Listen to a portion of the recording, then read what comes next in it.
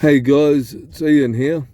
Welcome back to my channel, and this is my series, My Take, where I offer my own perspective or perhaps a different perspective into a lot of things. Today I thought I'd do a quickie on, some differences that I've noticed between Gen X and Gen Z. That's right, I'm going down that rabbit hole. Now I'm a Gen Xer myself. So, but I remember growing up, right, where, for example, with the whole judging a book by its cover, for example, I was always taught, do not judge a book by its cover. So, for example, don't assume that, because, someone might be, white, that they're rich and well educated, or that, if they're, I don't know, a Maori, that they're, a criminal, or that they're broke, or that if they're an Asian, they're a bad driver, or whatever, That was how I was raised and taught. But nowadays with Gen Z, and obviously there are exceptions to the Gen Z rule here. I'm not saying for a second that every Gen Zer is like this, but it seems now that Gen Zers will put you into a category based on whether you're a particular race or your particular gender or what you define yourself as, etc. Like, for example, we seem to, it's good old woke culture. And I personally cannot stand woke culture. I pretty much hate and despise woke culture, if I'm perfectly honest about it, because I think it's destroying the fabric of society on so many levels. But anyway, like the Gen Zs, for example, like if you're, like me, a white straight man, well, I'm considered to be, the most privileged and entitled person on the planet, irrespective of whether I personally am or not, right? It's just I'm in that group, so therefore that's who I am. Or if you're, a Maori, for example, well, you must be oppressed or a victim, even though there are a lot of Maori out there who are well off, well educated, who, have had, no problems in their lives, or they've gone to uni, and other things like, for example, we're told that, gay people or transsexuals, like, they must be oppressed by the straight person. But yet gays and transsexuals, especially like the gays for 2 or 3 decades, campaigned to be treated the same way. Yet, we've we've come up with things now where we've decided that, oh, well, if you're a trans person, you must be vulnerable. You must be attacked by a straight person. But yet, probably the majority of transsexuals out there aren't harassed and bullied when they walk down the street. You see, and this is another thing. The media and the government stoke this up, and what it does is it creates the division and puts us in these groups. Or, for example, we still try and tell women that they're oppressed here in New Zealand. Women have the same rights as men in New Zealand. Yes, there are certain things where, a man's, biologically stronger. But, a woman will get her advantage in another way.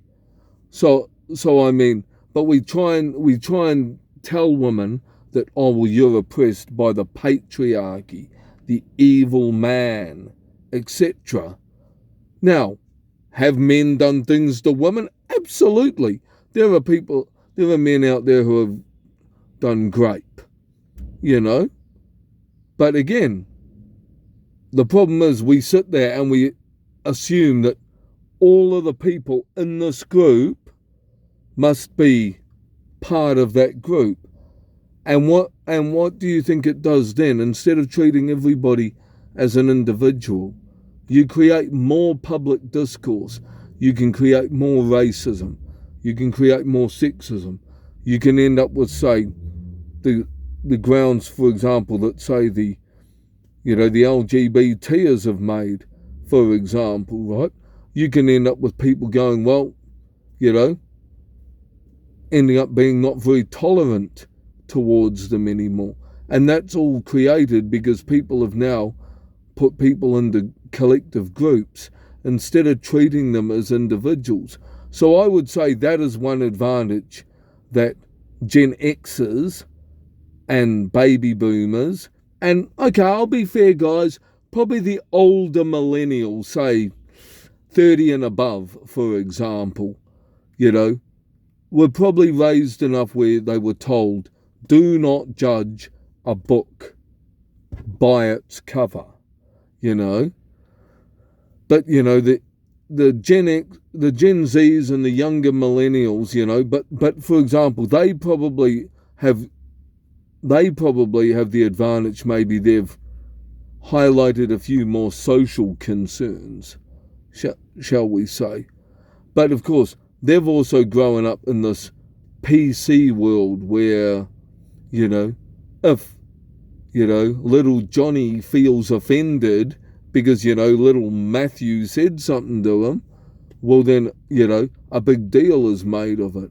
Whereas, again, many of us Gen Xers grew up where it was like, well, it is what it is. So like Gen Zs, for example, they try and draw attention more to like the climate issues.